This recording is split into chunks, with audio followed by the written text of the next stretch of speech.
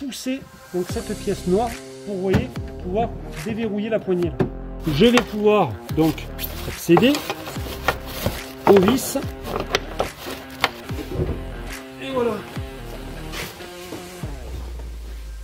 Donc là, honnêtement, si vous mettez pas un pouce bleu, sincèrement, c'est que je sais pas qu'est-ce que c'est qu'il vous faut. Parce que là, j'ai bien 0,7 aussi. Donc, je suis bon. Ça ferme nickel. Fasciné d'automobile depuis mon plus jeune âge, mon hobby, acheter au meilleur prix des véhicules aux quatre coins de l'Europe, voire du monde, pour ensuite les remettre en état et les proposer à la vente. Du véhicule sinistré au véhicule de collection, les surprises ne manquent pas. Le plus compliqué, respecter le budget et tenir les délais. Bienvenue dans Gasoline Auto.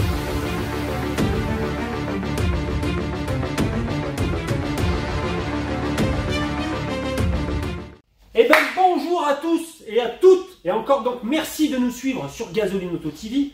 Alors aujourd'hui c'est donc la vidéo sur le Modus Ferguson. Alors pourquoi le Modus Ferguson? Parce que ma femme a dit que c'était un tracteur, donc ce qui pourrait bien aller avec Modus c'est Ferguson, Massey Ferguson, Modus Ferguson, voilà, petit jeu de mots, donc je me suis dit que pourquoi pas on aurait pu le nommer le Modus Ferguson. Et non pas parce qu'il appartient à Monsieur Ferguson, loin de là. Alors, je vais vous présenter quelque chose qu'on m'a envoyé et que je vais tester. Et je me suis dit, mon avis, ça pourrait peut-être vous intéresser.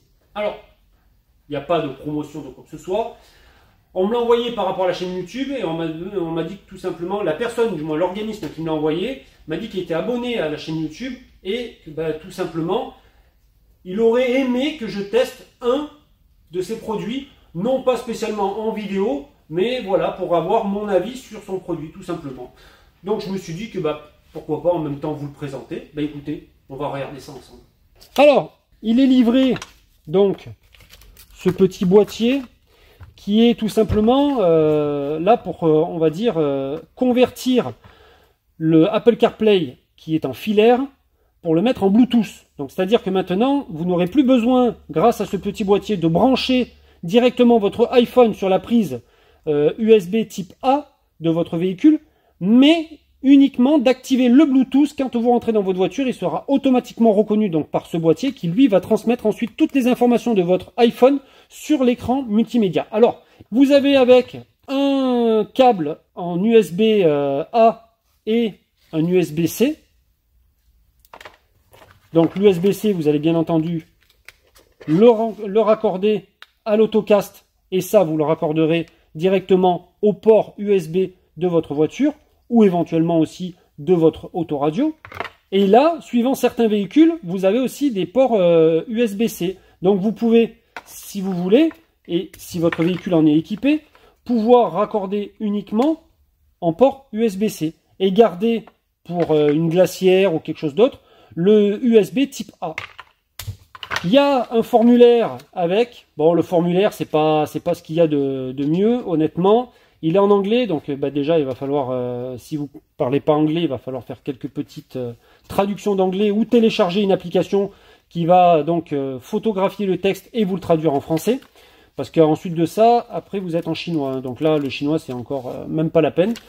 Moi j'ai trouvé honnêtement que ce petit boîtier, c'était quand même assez ingénieux, parce que ma femme était tout le temps avec le cordon de charge de son téléphone branché sur la prise USB type A de la C3 et donc le cordon raccordé à son iPhone pour pouvoir avoir tout ce qui était le Waze, tout ça, et profiter du Apple CarPlay qui équipe le véhicule. Et d'ailleurs, c'est une très très bonne application parce que franchement, quand vous avez besoin d'envoyer un message, tout ça, vous faites tout oralement. Vous n'avez pas besoin de quitter les mains de votre volant. Moi, j'ai trouvé que c'était vraiment bien. Après, quand j'ai reçu ça, j'y croyais pas trop. Je l'ai essayé. Franchement, j'ai adoré. Sincèrement, j'ai adoré. Il y a juste un truc qu'il faut que je fasse, c'est voir pour essayer de l'installer mieux dans la C3. Parce que le problème qu'il y a, c'est que quand on commence à prendre des bosses et tout, le boîtier il a tendance à taper un petit peu dans la partie où il y a le porte-gobelet là devant, là, dessous l'autoradio. Et franchement, c'est désagréable. Donc, je suis en train de voir un petit peu quelle adaptation je vais pouvoir faire. Je pense que je vais passer par derrière et éventuellement peut-être le coller derrière la garniture du tableau de bord. Je ne sais pas, je vais regarder. Si éventuellement ça vous intéresse, vous pouvez donc acheter ce petit boîtier sur Amazon et aussi sur AliExpress. Et bien entendu, je vais vous mettre le lien en description dans la vidéo. Ça vaut pas bien cher, je crois un peu moins d'une centaine d'euros. Eh bien écoutez, maintenant, j'ai envie de vous dire une seule chose. Place à la vidéo du modus Ferguson. Alors, le modus, donc comme vous voyez, ça y est. Là maintenant, il roule, il n'y a pas de souci. Il me reste à faire une géométrie et recharger la clim. Donc ça va être fait là courant de la semaine.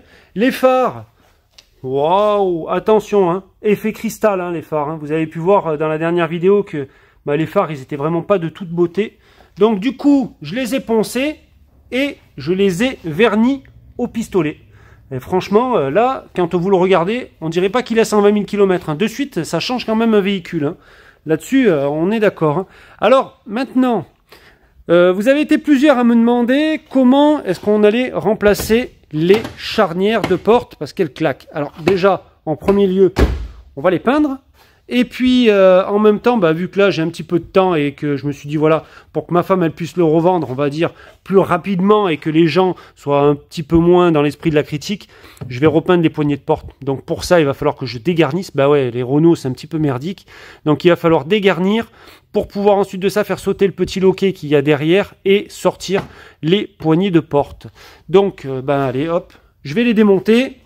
Je vais les poncer. Là-bas, il me reste un peu de gris en LA7W de chez Volkswagen. Ouais, honnêtement, on s'en fout. C'est du gris clair.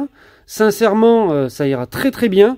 Je vais aller voir pour aller acheter un aérosol en spray max comme ça de vernis mat. Et puis je les ferai à l'aérosol en vernis mat. J'en ai déjà fait, franchement, ça va super bien. Et ça, ça c'est la peinture pour pouvoir peindre les charnières de porte que j'ai récupérées de la Clio 3 Estate. Donc elles sont là, les charnières, voilà. Hop, je les avais mis de côté. Je me suis dit ça pourra toujours servir. Et puis en effet, vous voyez, ça peut servir. Voilà, allez, c'est parti. Concernant le démontage des poignées, alors je vais vous montrer pour une, je vais vous expliquer, vous verrez, il n'y a rien d'extraordinaire.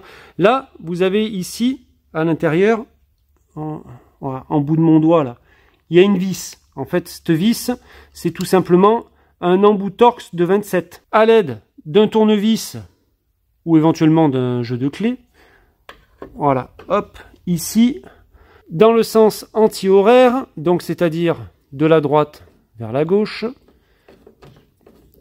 on déverrouille. De toute façon, au bout d'un moment, vous allez le sentir, vous verrez, hop, vous arrivez vraiment embuté. Et on ne peut plus dévisser, on voit que ça force. Voilà, comme là, par exemple. Donc là, hop, je suis dévissé. Maintenant, j'ai plus qu'à sortir donc cette pièce. Hop, voilà. Déjà. Et pour ce qui s'agit du démontage de la poignée, donc là, la poignée, on peut pas la sortir. Parce que tout simplement, la poignée, elle est verrouillée. Elle est verrouillée par cette pièce-là, qui est ici, là, en bout de mon doigt. Donc je vais vous montrer un petit peu. Alors, il vous faut donc tenir la poignée de porte tirée. Et après, il va vous falloir, bien entendu, pousser donc cette pièce noire vers la droite pour, vous voyez, pouvoir déverrouiller la poignée là. Donc comme ça, hop là, et voilà. Donc là, hop, je refais. Je l'ai mis là, je la reverrouille. Voilà, là la poignée est verrouillée.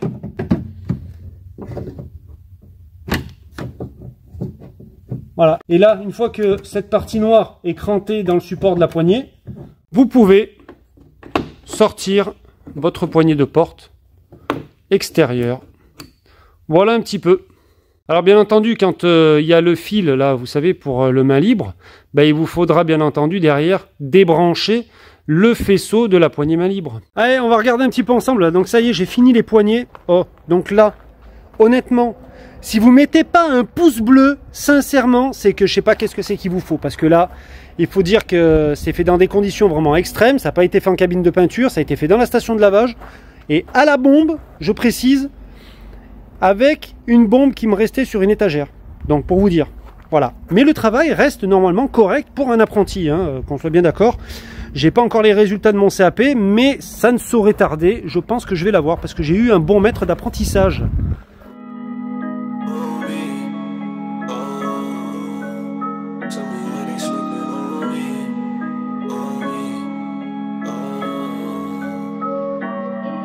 They said the early bird gon' get the worm. Feel like I'm stuck in line, waiting my turn. All of the L's I took, or lessons I learned. Success, it gotta be earned. Tell me why they sleeping on me, on me. Tell me why they sleeping on me, on me. Tell me why they sleeping on me, on me. Tell me why they sleeping on me, on me. Tell me why they. Find me in the middle of the map, right in the center. I'm a saint right now, but we all born sinners. Take a couple L's if you wanna be a winner. When I think about the beat, it's synonymous with dinner. I've been eating too long, still starving. Sowing seed like I got my own garden. And I'm talking to the king while I'm flipping through James, making sure my cardiac don't harden. Mind your manners, Midwest flow, country grammar. Alors, comme vous avez pu le voir, donc j'ai passé le LA7W de chez Volkswagen. Alors, on aurait pu prendre n'importe quel autre gris, hein. Il me restait, je crois, encore du... Ouais, il me restait là. Il me restait du EZR. EZR, vous savez, c'est le gris pour les Peugeot, là. C'est gris alu, ils appellent ça. Donc, j'aurais très bien pu le faire comme ça, hein. J'ai pris la première bombe qu'il y avait sous la main. Et ensuite de ça, donc, je suis allé chez nos amis Memon. D'ailleurs, bonjour à Joël, qui certainement me regarde. Chercher une bombe de vernis incolore satiné en 2K. Alors là, honnêtement... J'ai pris énormément mal au postérieur quand je l'ai acheté. Ça m'a coûté 41 et quelques euros la bombe. Donc autant vous dire que à midi j'ai été obligé de m'allonger sur le canapé. Je pouvais plus m'asseoir tellement que j'avais mal. Mais bon, après voilà, hein, c'est comme ça hein, dans la vie. Vous savez, des fois, on n'a pas trop de choix. Voilà un petit peu. Alors pour le remplacement des charnières de porte. Oui, c'est un peu leur maladie, hein, au Clio 3 aussi. Alors, vous avez été pas mal à me demander comment est-ce qu'on faisait pour remplacer donc les charnières de porte. Donc, je vais vous montrer. Donc, déjà, il va falloir déposer la porte. Donc, dévisser les deux vis qu'il y a ici de 13 et les deux vis qu'il y a ici de 13. Et ensuite de ça aussi, déconnecter la prise à l'aide d'un tournevis plat. Vous allez donc faire sauter ce petit verrouillage qu'il y a donc ici. Voilà, vous voyez, comme ça. Hop là.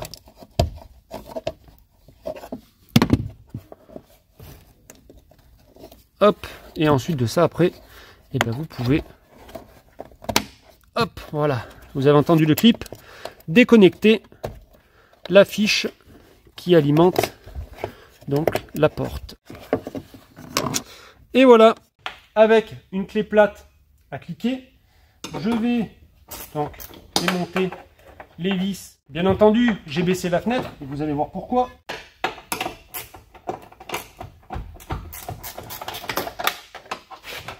Hop là, voilà pourquoi il fallait baisser la fenêtre.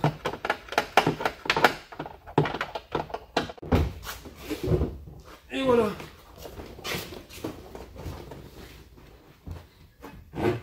Bien entendu, mettre un petit carton par terre. Voilà, contre le mur. Ça ne gêne pas plus que ça. Braquer les roues sur la gauche.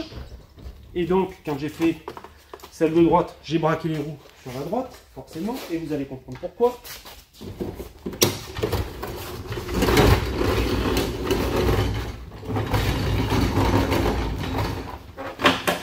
Parce que tout simplement, il va falloir ici déposer partiellement le pare-boue qui est là, pour pouvoir, avec cette clé, atteindre par la fenêtre qu'il y a là, les deux vis qu'on a ici. Je vais vous montrer de suite. Voilà, donc j'ai enlevé la graffe qu'il y avait là en bas. Alors bien entendu, hein, c'est le pire ramasse-boue, on va dire, qu'il puisse y avoir. Ah bah oui, hein, c'est comme dirait ma femme, c'est un modus Ferguson. Donc elle a dit que c'est un tracteur. Forcément, un tracteur va dans les champs et il y a de la boue, bien entendu. Voilà, donc là, on retire le feutre qu'il y a sur le côté.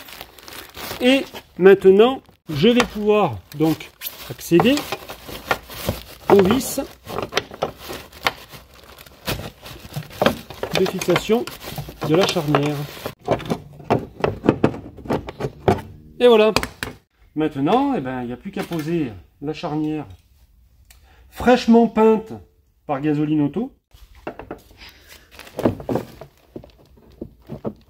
Alors, hop, voilà.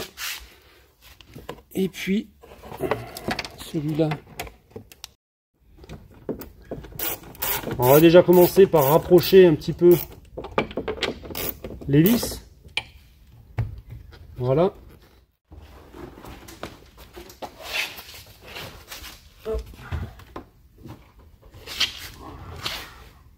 Là, pour régler correctement la porte, parce qu'en fait la porte elle était décalée, et ce qui fait que du coup elle était légèrement penchée et elle frottait un petit peu en bas contre l'aile. Donc, ce que je vais faire, c'est que je vais déjà en premier régler ma porte, et ensuite de ça, je réglerai mon doigt de fermeture de porte, parce que lui va m'induire en erreur quand je vais vouloir régler ma porte. Donc, on va partir de 0, lui, je le dégage, je le démonte, et une fois que ma porte est réglée, qu'elle est alignée et tout correctement, ensuite de ça, je finirai par le réglage du doigt de fermeture. Pour pouvoir régler ma porte correctement, j'ai donc bien entendu, comme vous avez pu le voir, presserré ma charnière de porte inférieure.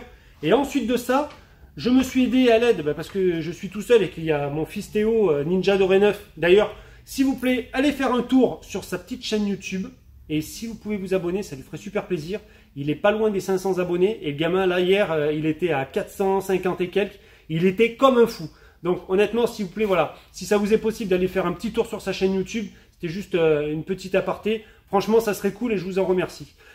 Donc, pour continuer, j'ai utilisé donc mon cric rouleur avec une cale de bois pour tout simplement pouvoir ajuster ma porte, la tenir ici comme ça, là, en tension.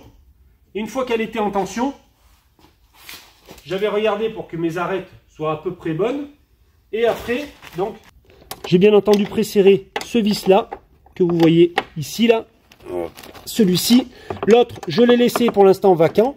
Et je vais vous expliquer pourquoi. Alors, le vis que je vous ai montré, supérieur de la charnière de porte inférieure, j'en ai vissé qu'un sur les deux. Et je l'ai vissé, on va dire, pas à fond non plus. Tout simplement parce que je savais très bien que j'allais être ennuyé ensuite pour le réglage. Là, vous voyez, ma porte ici, elle est trop haute. Et là, on a un décalage par rapport à la porte arrière. Mais ça, c'est pas un problème. Parce que tout simplement, vous savez, c'est un peu comme les chiropracteurs. Quand vous y allez, là, ils vous attrapent, ils vous mettent un petit peu dans tous les sens. Ben, le carrossier, il est un petit peu chiropracteur de votre voiture. Voilà. Et là, maintenant, une fois que la porte est fermée, on est ajusté. Voilà. Ici, là, on est bon. Il y a juste là un petit peu la pointe. Mais s'il faut, on verra éventuellement peut-être pour la faire descendre un tout petit peu. Alors, pour contrôler aussi si on est bon, il va falloir faire bien entendu un contrôle visuel des arêtes de la porte avant et de la porte arrière. Donc là, on est bon. Ici, là, on est ajusté l'un en face de l'autre. Les baguettes, on est ajusté ici, l'un en face de l'autre. Et là, pareil, au niveau du bas de la porte. Maintenant, il n'y a pas que ça. Il y a aussi une autre chose à contrôler. C'est-à-dire qu'il va falloir qu'on puisse équilibrer tous les jours qu'il y a entre chaque élément. Donc pour cela, je vais prendre exemple sur le côté droit pour pouvoir reporter mes côtes du côté droit au côté gauche. Donc là, j'ai pris un mètre ruban et je mesure tout simplement l'écart qu'il y a entre l'aile arrière et la porte arrière. Et là, j'ai, donc vous le voyez, en moyenne, j'ai 0,6, 0,7. J'ai pareil, j'ai 0,7. Et là, j'ai bien 0,7 aussi. Donc, je suis bon. J'ai plus qu'à serrer maintenant ma charnière de porte inférieure. Vous suivez pas quand même. Attendez. Alors, pour maintenant régler mon doigt de fermeture, parce que c'est bien beau, on l'a démonté, mais si je vous explique pas comment le régler, vous n'allez pas y arriver. Vous avez vu que j'ai presserré le doigt de fermeture. Maintenant, ce que je vais faire, c'est que je vais tenir ma porte en position ouverte et voilà. Là, je contrôle que je sois bon de partout. Je la tiens toujours bien en butée. Je la déverrouille et j'ouvre. Et maintenant, je vais pouvoir serrer définitivement mon doigt de fermeture. Maintenant, petit contrôle final de la poignée de porte. Voilà, elle claque un tout petit peu. Il n'y a rien de comparé à ce que c'était auparavant. Je pense que il n'y a pas à dire. Et donc, ça ferme nickel. Ça ouvre nickel. Ben voilà, il n'y a pas trop à se plaindre.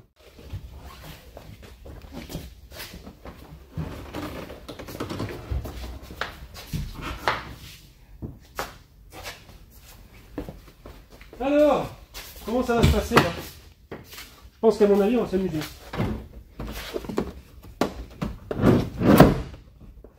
Voilà. À moins que l'ingénieur de chez Renault ait eu un moment de lucidité le jour où il a construit le Modus. J'en doute. Renault c'est bien, mais bon, c'est pas non plus des véhicules de grande ingéniosité. Donc là, bien entendu, il vous faut enlever la garniture qu'il y a du pied milieu, donc vous la dégrafez et ensuite de ça, vous tirez vers le haut. Et maintenant, que vais-je faire? Non, il faut que j'arrête les conneries. Vous avez là derrière les deux vis en bout de mon doigt là, où vous voyez où il y a la flèche. Vous avez les deux vis de la charnière de porte. Et c'est quoi ce petit boîtier là? C'est tout simplement un contacteur de choc pour les airbags. Bon, à y être, on va mettre un petit coup de nettoyage.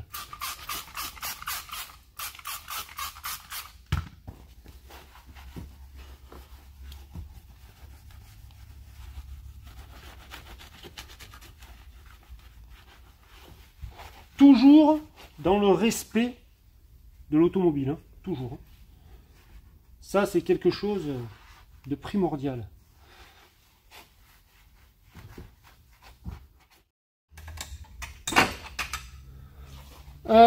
Bon ben, on a quasiment fini. Hein. Ouais, à y être. Autant y mettre un petit coup de nettoyage. Ça prend 5 minutes. Ça, c'est un truc que généralement, auquel on ne peut pas vraiment accéder dans certains recoins. Donc là, autant en profiter un petit peu.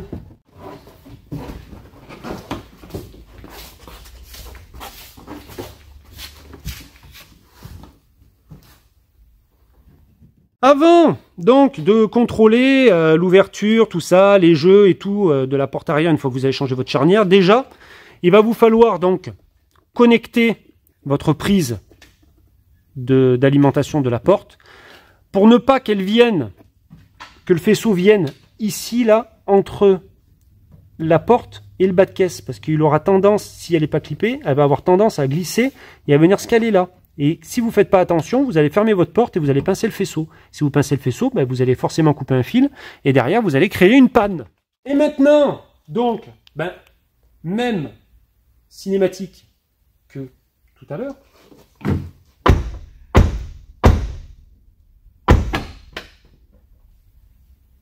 voilà. Donc la porte est ajustée. On est bon. Il n'y a plus qu'à maintenant finir le serrage des deux vis qu'il y a à l'intérieur.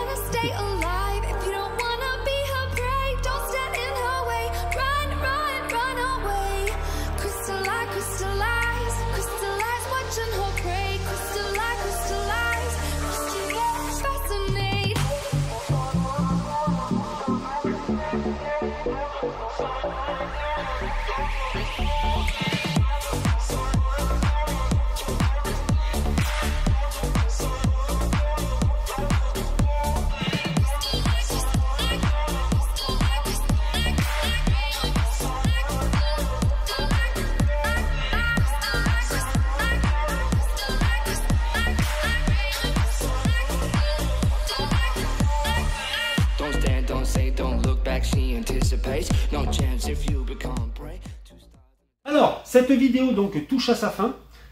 merci encore donc de nous avoir suivis. Alors comme vous avez pu voir, j'ai fait quand même bon nombre de frais sur ce modus Ferguson. Notamment, j'ai verni donc les phares, j'ai repeint les poignées de porte. Ça c'est un peu la maladie des Renault. Donc voilà, j'ai repeint les poignées de porte. D'ailleurs ça le rend quand même un peu plus joli. Changer les charnières de porte, remplacer en mécanique l'embrayage, kit distribution, pompe à eau, le turbo, le radiateur d'eau, une charge de clim, vidange moteur, tous les filtres, une purge du circuit de freinage, d'ailleurs le liquide de frein il était marron de chez Marron, et bien entendu derrière une géométrie. Là il me reste encore à faire le boîtier de préchauffage parce qu'il y a un code défaut P0610, donc boîtier de préchauffage à remplacer, merci, donc allez encore 50 et quelques euros en supplément. Mais bon, voilà, je vais le filer à ma femme, elle va le vendre derrière, je veux pas qu'on s'emmerde. Voilà. Le gars, il achètera sa voiture, 4500 balles. La voiture, elle a été révisée, il y en a pour une valeur de 4700 euros de remise en état sur la voiture.